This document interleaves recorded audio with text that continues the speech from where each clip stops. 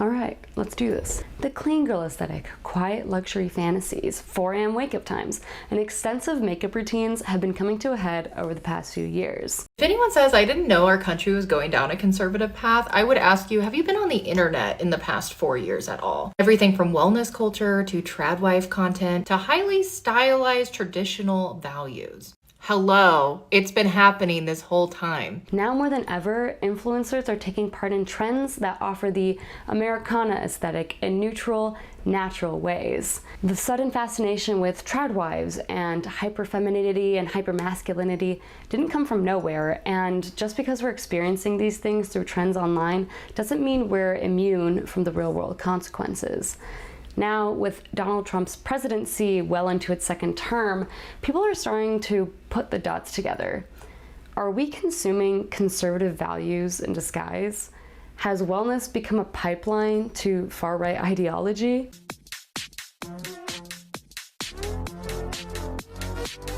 Hello everyone, my name is Francesca Dimitrescu. Thank you so much for joining me today. Today we're going to be covering some trends and honestly some memes of self-care that have been dominating the internet for the past year or so and how that's affecting our culture. I put on what I could manage as a anti-clean girl aesthetic makeup and outfit because what we're going to go over today has real-world complications, and this is how I feel like I can combat those. And I'll go over all of that. We've been going down a conservative culture spiral recently, whether you felt it or not. And this is more than a Republican president or conservative neighbors or policies that you might not even know about. Conservatism has been dominating pop culture, especially self-care, what we'll be talking about today. What are conservative values in this context? Well, the European Center for Populism Studies defines social conservatism as, quote, the belief that society is built upon a fragile network of relationships which need to be upheld through duty, traditional values, and established institutions. It is generally skeptical of social change and believes in maintaining the status quo concerning social issues such as family life, sexual relations, and patriotism, end quote. Simply put, social conservatism champions heteronormativity. It refers to the classic social structure in which men are meant to be the stoic protectors and providers of a household, and women are subservient to them, taking care of the home and hearth. The nuclear family in its purest form. Of course, this view on family and society excludes the existence of gay and gender nonconforming people, like trans and non-binary people, who inherently challenge heteronormativity. Who is the homemaker between two men? How can people exist out of man and women? And more importantly, to the point of this video, what does it have to do with self-care and fashion trends online? Fashion is political, okay? I actually think the signs of a Trump win have been written on the walls for months. These like hyper feminine ideals. A lot of it's about conformity. There is a value system associated with that aesthetic. We are returning to that aesthetic because we have returned to that value system. Everything is connected. Fashion does not exist outside of wellness, which does not exist outside of politics. As many people online have been saying, which we will cover, fashion trends can predict the direction our society will take, as seems to be the case with current cycles. Fashion and self-care can indicate what we value. Our routines reflect how we want to appear to the world, what our values are, and how we want to manifest ourselves. What is self-care if not self-regulation? What are trends if not indicators of what society wants? As the writer Lindsay Louise says in her article, Everyone I Meet Wants to Live in the Middle of Nowhere, quote, when you realize that everything is political, you start to see how it influences what content you view, the whys and hows behind the trends you follow, and why certain content performs better than others. Content that does well is often an indicator of the current political climate. And content that does well, everyone views no matter if they like it or not. It's kind of hard to escape a culture shift completely. Today, we'll be covering some recent internet phenomena that center self-care in one way or another that interacts with conservative values. When we talk about self-care and fashion trends, it's easy to associate it with women and femininity. in general, but this is something that has reached the men's side of the internet as well. In March of this year, a video went viral that has been making the rounds on the internet, and it was posted by Ashton Hall, a lifestyle influencer in the manosphere who gears his content towards young men who want to reinvent themselves. His video is the epitome of hustle culture, displaying an extraneous morning routine starting at 3:52 a.m. and details his productivity. From a distance, it reads like a self-help book. Working out, drinking water, journaling, these are all good things, right? But when you look a little closer, it becomes incredibly performative. Why is he rubbing a banana peel on his face? Why is he dunking his face in water so many times? These things have not been proven to have any benefits, by the way. But the most important question for me is, why is there a disembodied woman who occasionally appears to satisfy certain needs? While there has been a lot of memification of this video, the virality has of course been benefiting Ashton.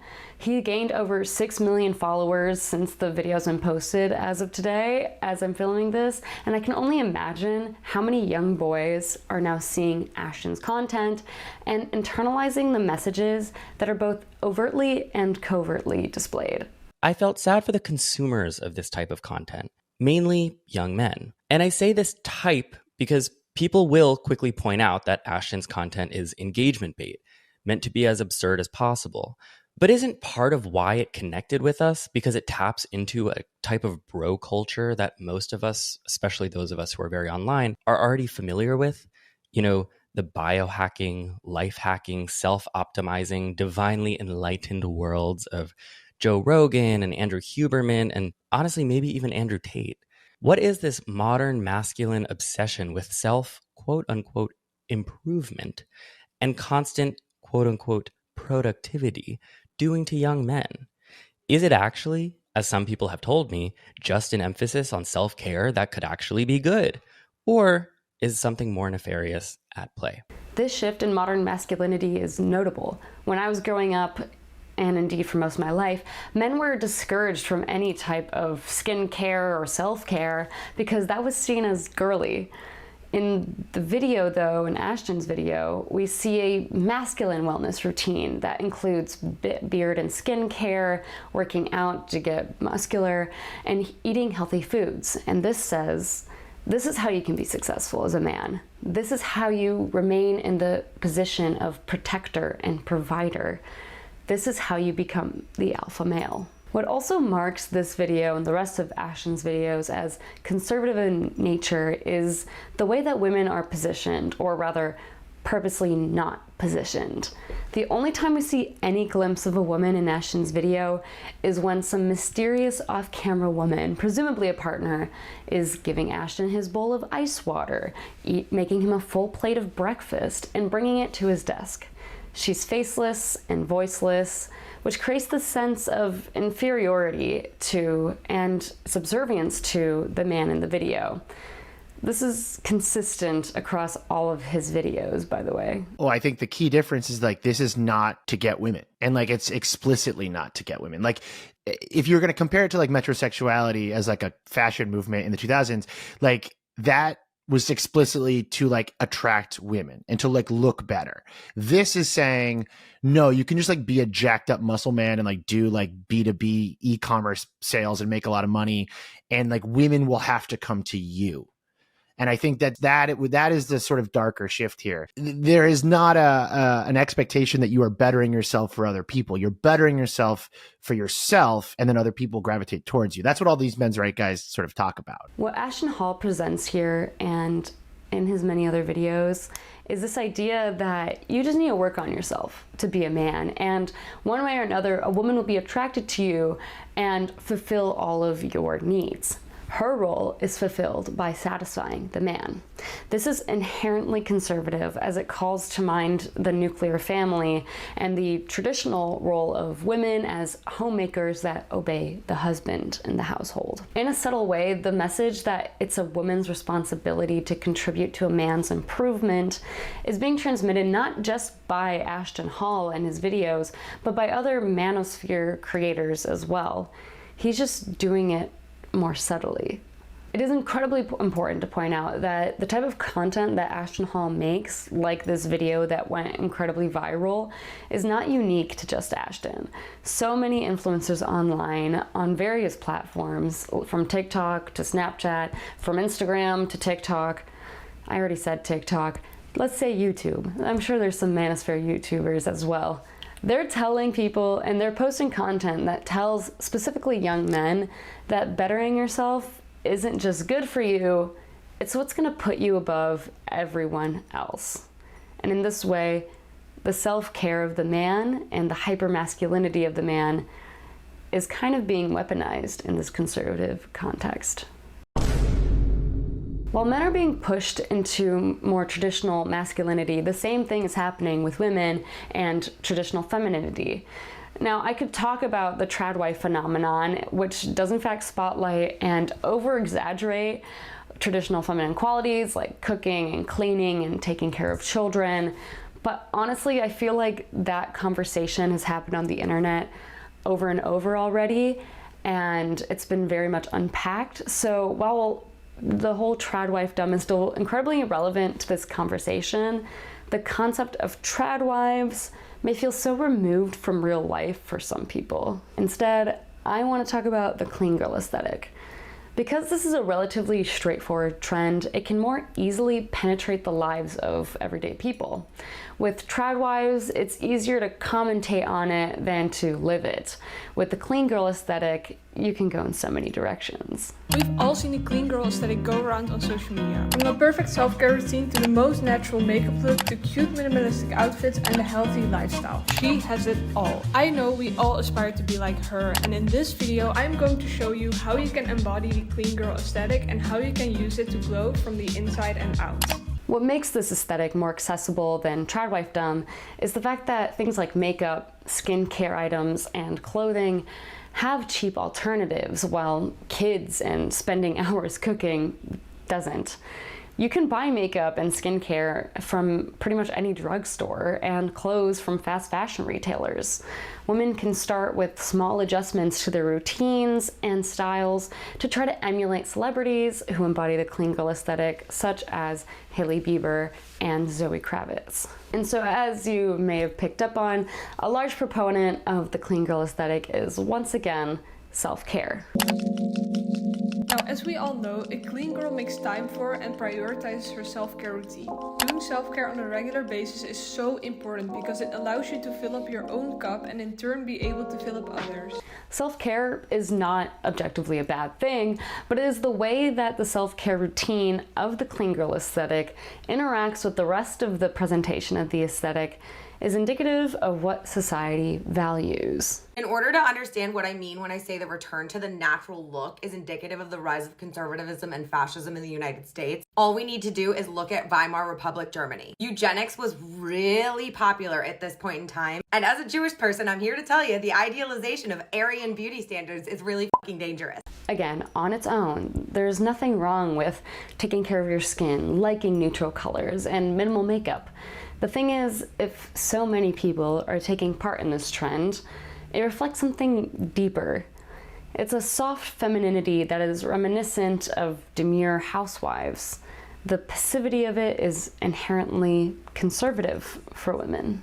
I also wanted to talk about the clean girl because I think that's also something that signals a idealization of conformity and purity, or like this puritanical culture that we are leaning towards. Conformity in how you dress. Someone on TikTok referred to it as aesthetic blandness, you know, the slick back bun and the minimalist jewelry. You could even say it embraces conformity in terms of the body, you know, having a disciplined exercise regime that allows you to maintain a certain weight or a shape. We all know that the clean girl aesthetic isn't super inclusive when it comes to things like that. And it's not inclusive when it comes to race either. I mean, when you search the clean girl aesthetic on Pinterest, we see the same type of woman over and over again. What's interesting to me about these trends on the masculine and feminine sides of the spectrum is that they emphasize conformity but lack the motivation to contribute to community.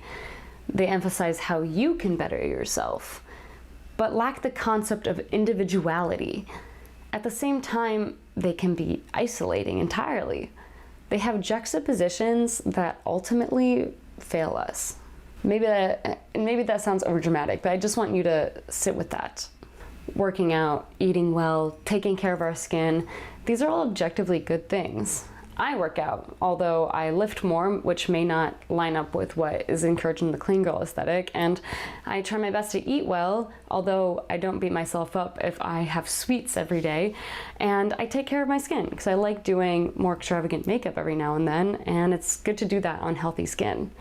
However, people like Ashton Hall and trends like the clean girl aesthetic, for lack of a better word, weaponize these good things to impose a more specific lifestyle on people. One that says that men should be the strong providers of the household, while women can sit and be pretty, but not in a loud way. Beauty, fashion, politics, they're all interconnected because beauty and fashion are the outward expression of an internalized value system. And if people in politics want a certain value system, i.e. fascism, to be popular, they're going to push a certain beauty standard down your throat so that you fall the fucking line. And it's going to be a beauty standard that is expensive and unattainable for most of us. I don't mean this to scare you. Culture changes with every generation. It changes with every election, honestly. And there will be many ways that people continue to rebel against this. Because these are all nothing new. A term that I've been seeing a lot on the internet has been that the pendulum is swinging.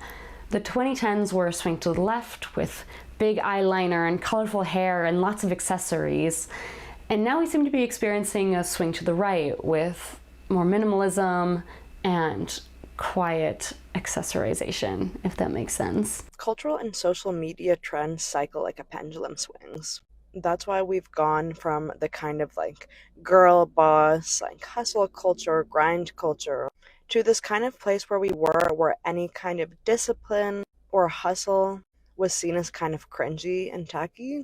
This also relates to the kind of trends we see in bodies and politics related to bodies. However, I don't think that this is damning, and I don't think that there's no way to combat these trends. I actually think that in this current political climate, having authentic personal style and like bulking trends is a radical act. Choosing to shop secondhand and choosing to like favor independent designers is a radical act. Because when the norm is extreme conservatism, just existing outside of that typical demographic is a radical act. Our society has seen trends like this before and will likely continue to do so. But how much power are we willing to give to them? How far will we let them go? Currently, they've led us down a conservative path, so is that where we'll stay? Thank you so much for taking the time to watch this video and unpack self-care online with me. I do want to make clear that I mean no ill will to the people who have taken part in these trends online, including the people I've pulled videos from to put in this video as examples, particularly for like the clean girl aesthetic. I'm sure people view these trends as fun and cool and a way to express themselves and experiment with style.